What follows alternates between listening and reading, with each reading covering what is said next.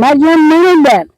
હું મારી દીકરીને હતી તો આ બધું એને ખોરી દીધું અને જમીન અમારી લઈ ગયા. 5 વીઘા જમીન અમારી કપની ખાઈ જવાબ દેતી નથી. છોકરા ધરે શું કરું? મોટા માણસને કાંઈ એને પહોંચ્યું નહીં. મારું નામ સુહાગિયા સંધુભાઈ, ગામ મોટા ઝીંઝુડા. આ કંપનીએ 1.5 વર્ષથી મારા ખેતરનો રસ્તો બંધ કરેલો છે. અમે ગાંધીનગર અરજી કરેલી છે, અમરેલી કલેક્ટરમાં કરેલી છે, સાવરકુંડલા કરેલી છે, હજી રસ્તો ખુલ્લો થયો નથી અને મારી જમીને દબાણ કરેલી. અમે 1.5 વર્ષથી રસ્તા વગરના હેરાન થઈ છે. સરકાર શ્રીને મારી વિનંતી કે અમારો રસ્તો ખુલ્લો કરી દે તથા અમારી જમીન છૂટી કરાવી આપે. મારું ગામ મોટા ઝીંઝુડા છે. મારા દાદાની મારે જમીન છે અહીંયા 5 વીઘા. ઈવડી જમીનમાં 1.5 વર્ષથી આશરે 1.5 વર્ષથી સોલાર ફિટ કરેલ છે.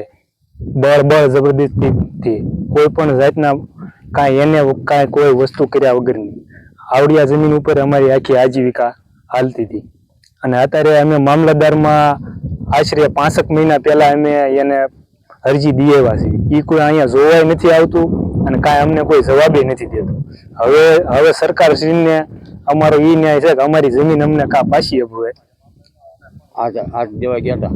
હા, આજ અમે મામલતદારને આવેદન પત્ર પણ આપ્યું છે કે 7 દિવસની અંદર અમને અમારી જમીન પાછી આપે. સરકારશ્રીને અમારી એવી અપીલ છે કે અમને આમાં કાંઈક ન્યાય આપે. ચારે બાજુથી અમારા રસ્તા પણ બ્લોક કરી દીધા છે. પછી અહીંયા અંદર મારા 17-18 રાવણા હતા, એ પણ કાપી અને એના મૂળિયા બધું કાઢી નાખેલ છે.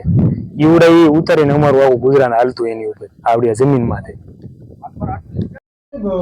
સાવરકુંડલાના મોટા ઝીંઝુડા ગામે સોલાર પ્રોજેક્ટમાં એક માળીનો આરોપ છે કે એમની 5 વીઘા જમીન સોલાર પ્રોજેક્ટે કોઈ પણ એગ્રીમેન્ટ કર્યા વગર છીનવી લીધી છે. આપની કક્ષાએ પણ એમની રજૂઆત છે. સાથોસાથ જે અન્ય ખેડૂતોના જે રાજાશાહી વખતના જે રસ્તાઓ છે તે પણ બંધ કરી દીધા છે કંપની. હાલ તેમને રસ્તો નથી. હા, એ આજે 30/11ના આજે એક આવેદનપત્ર રજૂ થયું છે ઝીંઝુડા ગામ મોટા ઝીંઝુડા ગામના ખેડૂતોનું. એમાં એક રાજેશભાઈ, નનુભાઈ ને અલગ બધા ખેડૂતો છે. અને એવી રજૂઆત કરેલી છે કે મોટા ઝીંઝુડા ગામે એક ABRL SPV 2 લિમિટેડ કંપની દ્વારા એમ કે બિનખેતી કર્યા વગર સોલાર પ્લાન્ટ ઊભા કરવામાં આવેલ છે. અને એની અરજી આજે જ મળી છે અને એની તપાસ કરી અને એનો યોગ્ય નિર્ણય કરશું. અગાઉ પણ એમને અરજી આપી છે અરજદારે કે જમીન એમની જે પચાવી પાડી છે તે ખુલ્લી કરવામાં આવે. તે બાબતે કોઈ કાર્યવાહી થઈ છે? નહીં, એ માટે સર્કલ ઓફિસર અને રેવન્યુ તલાટી મારફત સ્થળ વિઝિટ થઈ ગઈ છે અને એનો રિપોર્ટ પણ 2 દિવસમાં આવી જશે.